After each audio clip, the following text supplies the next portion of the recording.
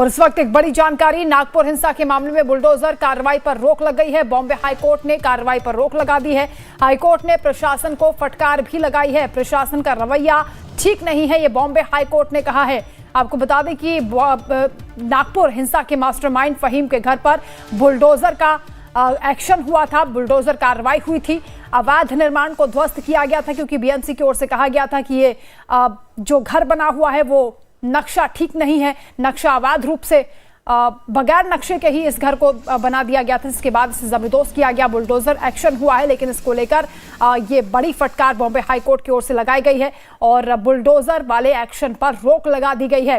ये भी आपको याद होगा कि मुख्यमंत्री देवेंद्र फडणवीस ने कहा था कि दंगाइयों से ही नुकसान की भरपाई कराई जाएगी और उसके बाद से ही एक्शन शुरू हुआ, जिसको लेकर प्रशासन के रवैये पर सवाल उठाए हैं बॉम्बे हाईकोर्ट ने और फटकार लगाई है।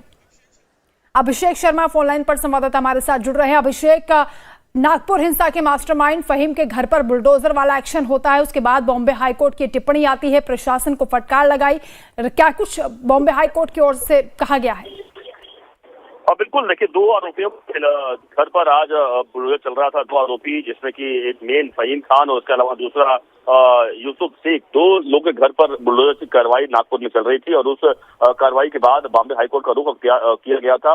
बॉम्बे हाईकोर्ट ने बिल्कुल इसको स्टे लगाते हुए फटकार लगाई है कि आखिरकार किस तरीके से इस मामले पर लापरवाही की गई है और कहीं कहीं गैर जिम्मेदाराना काम किया गया, ऐसा फटकार लगाई है बॉम्बे हाईकोर्ट ने।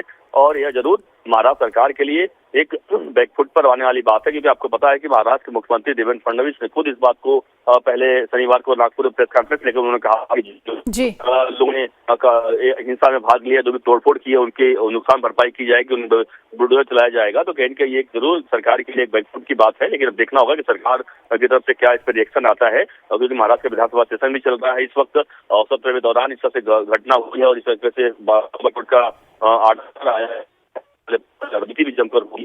हालांकि इस मामले पर तमाम जो अन्य पार्टी के लोग हैं, आदिवासी आघाड़ी की बात करें, कह रहे अगर अवैध है तो बिल्कुल तोड़ना चाहिए, नियम का प्रोसीजर का पालन करके तोड़ना चाहिए, लेकिन इस तरीके से कार्रवाई करना दरअसल गलत है। इस तरह की बातें सामने आ रही हैं। लेकिन नगर निगम की ओर से तो कहा गया था कि ये बगैर नक्शे के इस घर को तैयार किया गया है और अवैध ही निर्माण बताया जा रहा था, कि नोटिस भी दिया था, 24 घंटे का अल्टीमेटम दिया था, उसके बाद कार्रवाई हुई है।